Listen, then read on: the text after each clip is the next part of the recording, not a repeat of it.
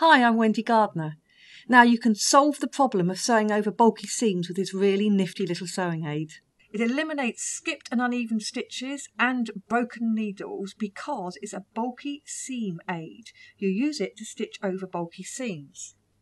So it has a thicker wedge on one end and a thinner on the other. Both have the indentation here as well. And the idea is that you can slot it behind your presser foot to level up the foot, or you can slot it in front of the foot to level up the foot when you're going over bulky seams. So I'll show you what I mean. If I put this under without it in place and lower my presser foot, you can see that the foot is angled upwards, which means that as I stitch, it's got to climb that hill, which is when you start getting really, really tiny stitches, skipped stitches, or even broken needles. So what I'm going to do is raise it up again, pop it underneath the back to level it up, and then I'm just going to move it all over a little bit so I can stitch closer to the edge. I can then lower my presser foot so my foot is now lovely and level, and then start stitching. Take out the pin as I go. And that is stitched nice and easy. Now it's gone off that, but again it's still a little uphill. I can actually put it into the front. Again, I'm going to line up the aperture in the centre there with the needle, so as I'm stitching that little bit further forward, keeping it nice and level and pulling it out. And now I'm on to a flatter section, I have no problem. When I get to the corner, I can again use the tool to help me go around the corner nice and smoothly. So again, I'm just getting to my corner.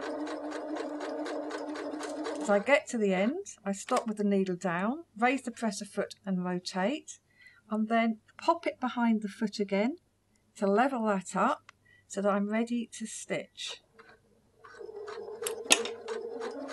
So again, once it's done its job, it falls out. So it's a really nifty, handy tool.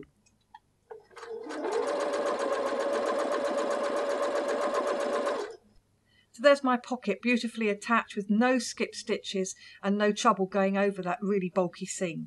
So I've used this when sewing this coat, this blanket coat, and turning back the edges and sewing without any trouble whatsoever.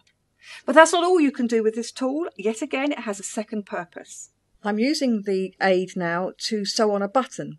So I've put it on top of the fabric in position, and this time I've put it in horizontally so that the opening here on the narrow edge is in line with my needle. The button's in place.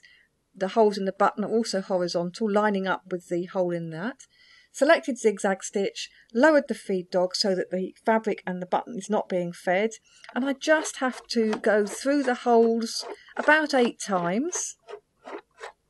And then once I've done that, just one more time, I'm now going to take it out, leave a long thread tail.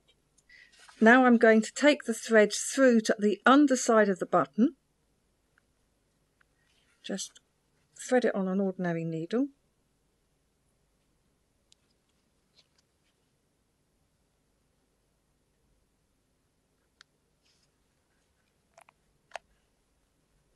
And you can see when I pull that away from the fabric, you can see that there's actually a thread shank which has been created by having that aid underneath the button.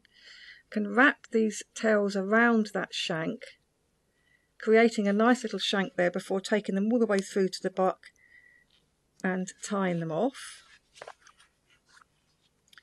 I'll do that in a second. So it means that when I button up, the button will lay nice and flat because there's room underneath it for the fabric to go.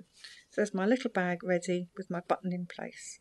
To avoid skip stitches or broken needles, just use this little jumper to go over the bulky seams.